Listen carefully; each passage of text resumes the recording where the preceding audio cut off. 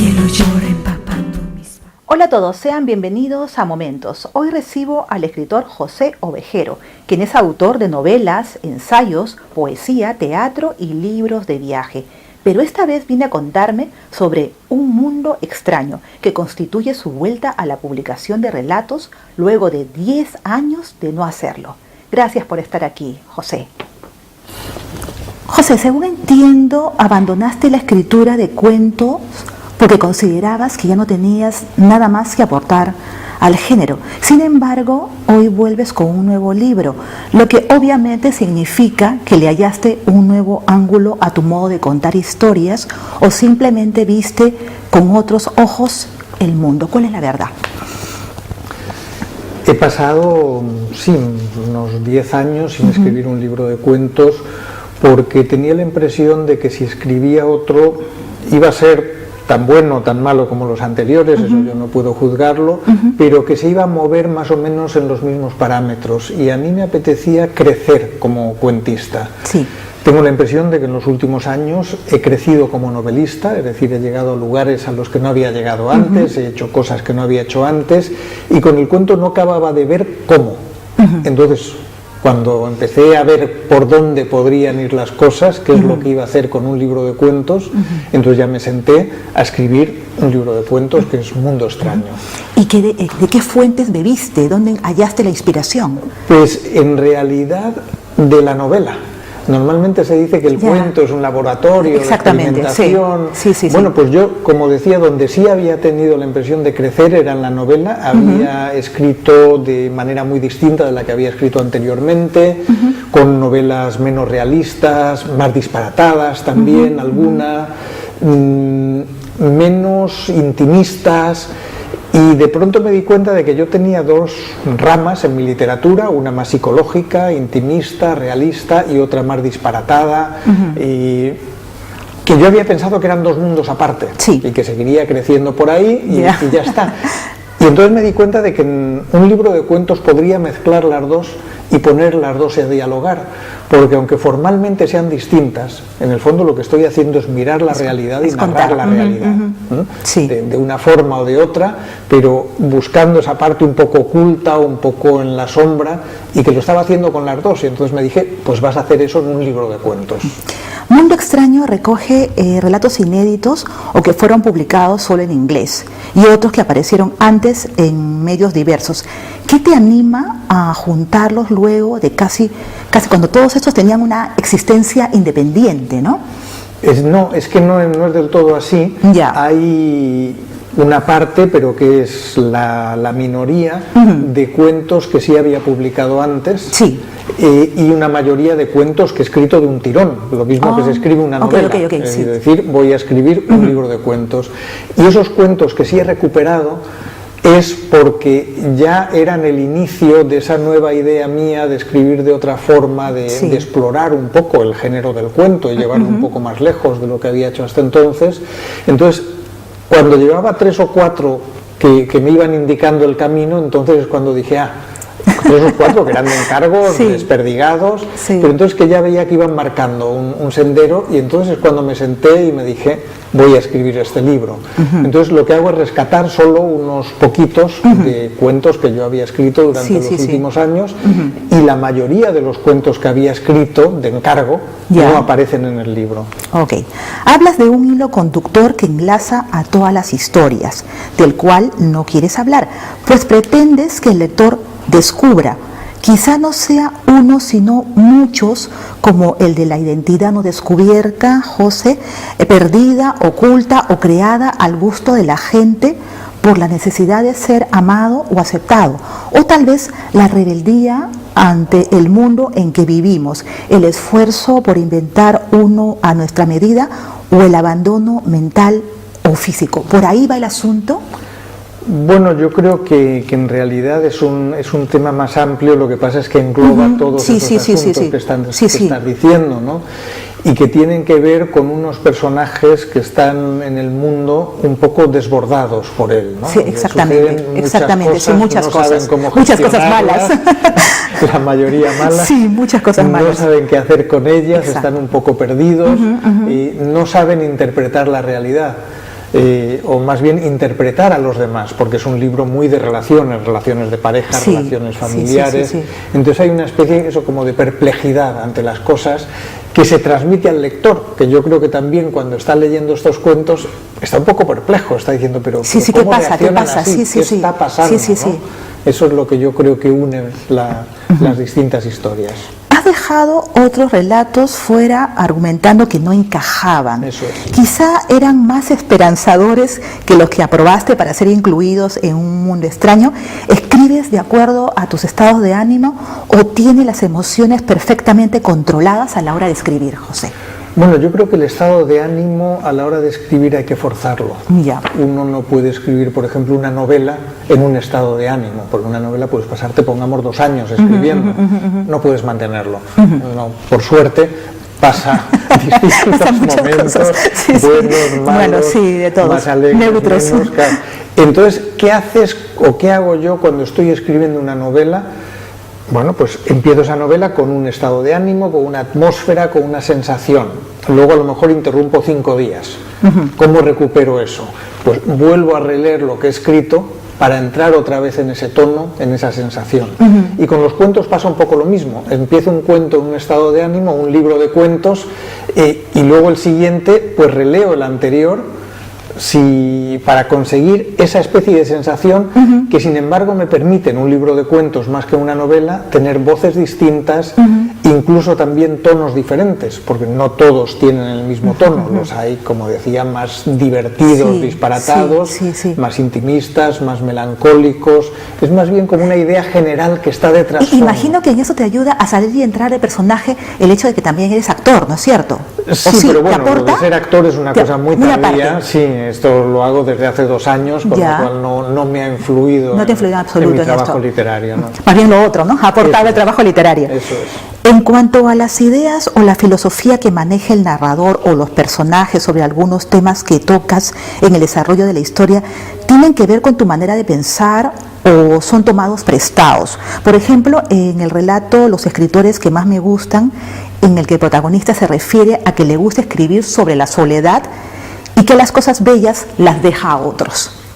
Sí, son en realidad, claro, cuando estás escribiendo un libro de cuentos eres consciente de estar escribiendo ficción, es decir, que los personajes no son idénticos contigo mismo. Está claro que uno puede extraer más o menos qué piensa un escritor leyendo un libro suyo, pero solo más o menos. Es decir, no puedes decir, este personaje dice esto, luego el escritor dice eso mismo. Hay un personaje que dice en un momento dado, el amor está sobrevalorado. ¿Es eso lo que piensa José Ovejero o no? Da igual, Quizá. No es importante. Lo importante es lo que piensa el personaje. Entonces, de los escritores que más me gusta, que parece que es el escritor hablando de sí mismo, hay que decir sí y no, porque estamos en un libro de relatos. Entonces hay muchas cosas que dice ese escritor, que es verdad, que lo diría yo, pero hay otras que no. Es un juego, siempre estás jugando con el lector en ese sentido. En el primer cuento tocas, a mi entender, el tema de la indiferencia en general, no solo ante la muerte, que programados por la rutina o las costumbres ya no te afecta lo que le pase al otro, que puede ser de tu familia. Y no solo eso, postergar lo importante e ineludible y llegar incluso a albergar fastidio de tener esa pérdida que le atañe. Yo no lo había leído de esa manera, que es algo que sucede cuando escribes un libro, que luego cada lector lee lo que quiere o saca lo que le interesa. O lo contrastamos con la realidad también, porque hay cosas que ocurren. Y fíjate, si a mí me hubieses preguntado de qué va ese cuento tan absurdo en el que una familia se reúne a celebrar la Nochebuena, la madre se suicida y dicen, pero no vamos a tirar el pavo. El pavo, exactamente, impresionante. Cenar, ¿no? Entonces, yo creo que es un cuento que habla de cómo nuestra realidad está poblada, a ver cómo lo digo, está poblada por máscaras. Creamos rituales y debajo de esos rituales ocurren montones de cosas que ocultamos. Tomemos el ritual de la Nochebuena. Nos reunimos en Nochebuena, celebramos, brindamos, repetimos en las familias normalmente las mismas cosas, casi, a ese ritual, pero por debajo puede haber rencillas, puede haber miedos, puede haber peleas auténticas que ese día se dejan un poco de lado o solo salen en pequeñas pullas. Hay esa representación, que es la cena de Nochebuena, y por debajo hay una realidad oculta. Entonces yo creo que con este cuento, que parece tan disparatado, en el fondo de lo que estoy hablando es de nuestras representaciones diarias, de la misma manera que hacemos una representación cuando vamos a trabajar, y somos esa persona a lo mejor eficiente, segura de sí misma, pero luego no es verdad. Es verdad, si ¿no? los duelos van por dentro, la procesión. De lo que hablo. Otro tema es el anhelo de ser alguien notable, sin parangón, que llame la atención y todos admiren y emulen. Llegar a lo absurdo y rozar el peligro, situaciones que están ocurriendo. Y además el comportamiento de los fans, José, o seguidores carentes de identidad y amor propio que van en busca de alguien perfecto y feliz en quien convertirse. Retratas muy bien esto. Creo que ahí sí estamos de acuerdo en que es el tema central, por ejemplo, del cuento Escaparates, que tiene que ver con la búsqueda del éxito, con la necesidad de tener seguidores, con la necesidad de tener imitadores. Es un poco un cuento sin pretender hacer una parábola, que no es la función, creo, de la literatura, pero al final sí es un cuento que habla un poco de esa sociedad del éxito, de los seguidores, de la imagen y de cómo eso nos destruye también, ¿no? Pues bueno, es algo necesario, todos necesitamos aceptación, es algo que necesitamos para sobrevivir, pero cuando eso se convierte en el objetivo principal, ser aceptado, obtener likes, etcétera, de alguna manera es algo inacabable, porque siempre puedes tener más likes, siempre puedes tener más seguidores, siempre puedes cultivar más tu imagen. Entonces eso, que puede ser positivo al inicio, se convierte en algo absolutamente autodestructivo. La trilogía Amor, Poder y Violencia también se halla presente en tu obra, algo que se ve muy a menudo en las parejas, donde una relación sana es aburrida y hay que apelar a sofisticaciones de comportamiento malvado para sentir la pertenencia y cohesión. ¿Cuál es tu reflexión, José?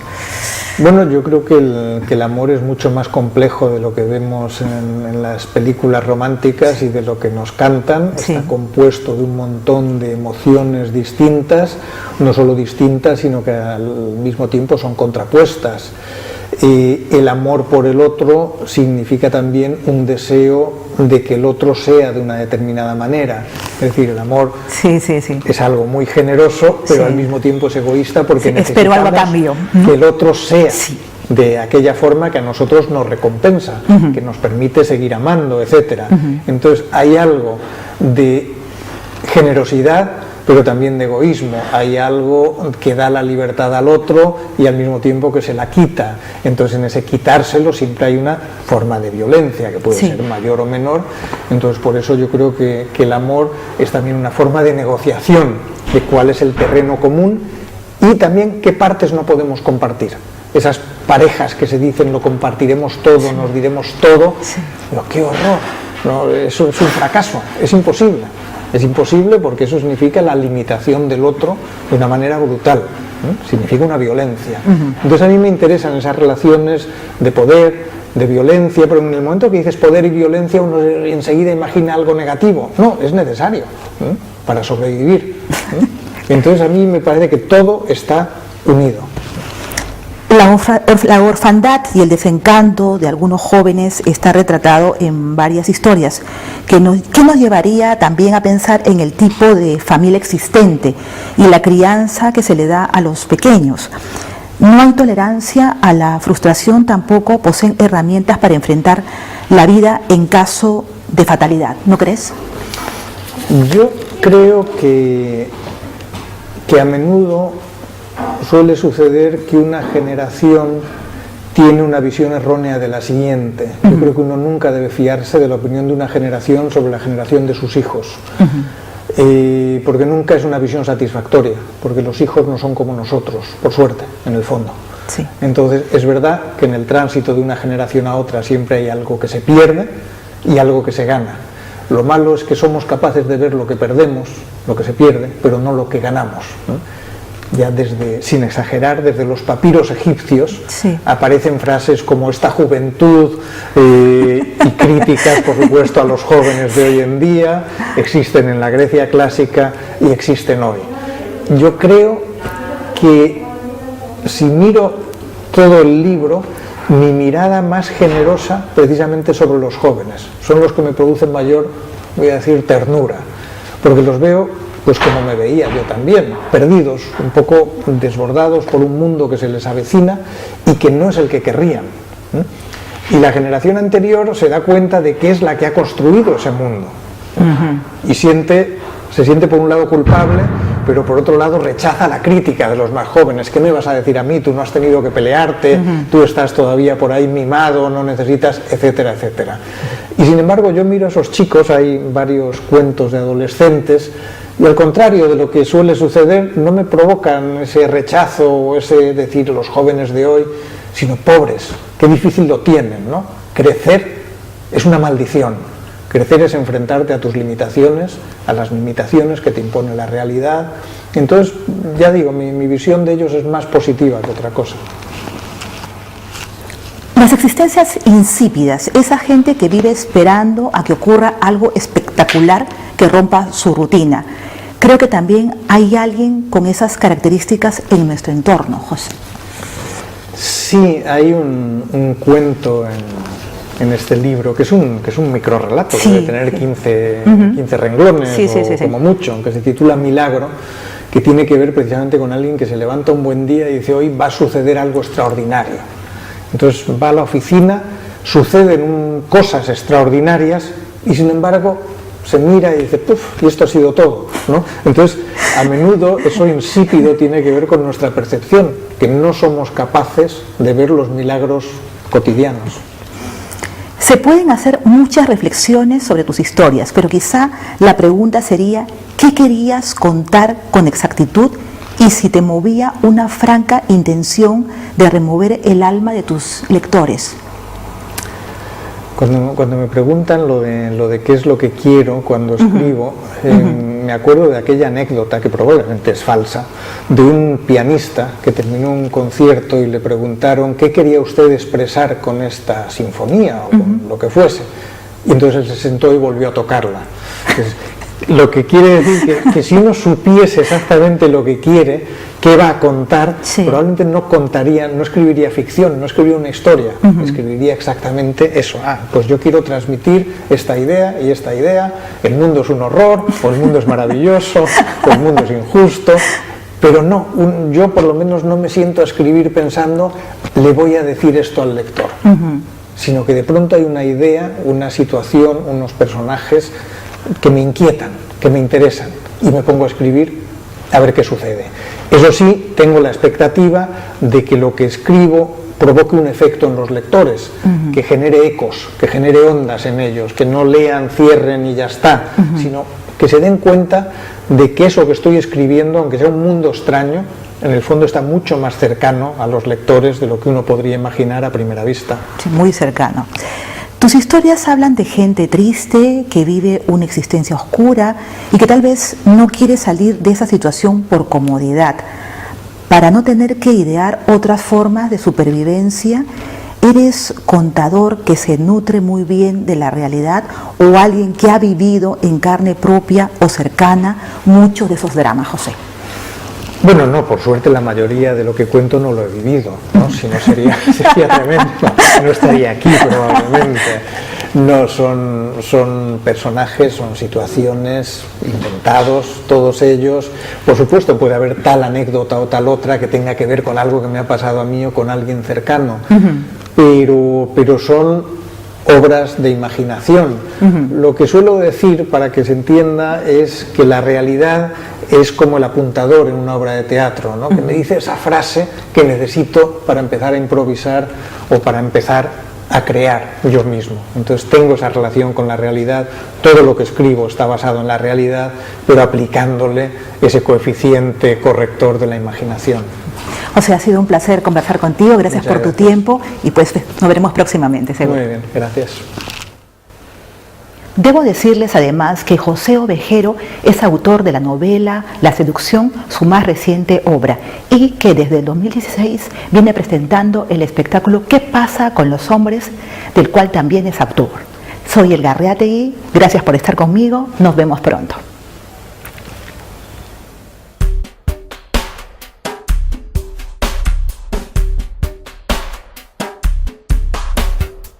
El cielo llora empapando mis pasos y con la lluvia despacio, despacio, camino ausente, camino a tu lado.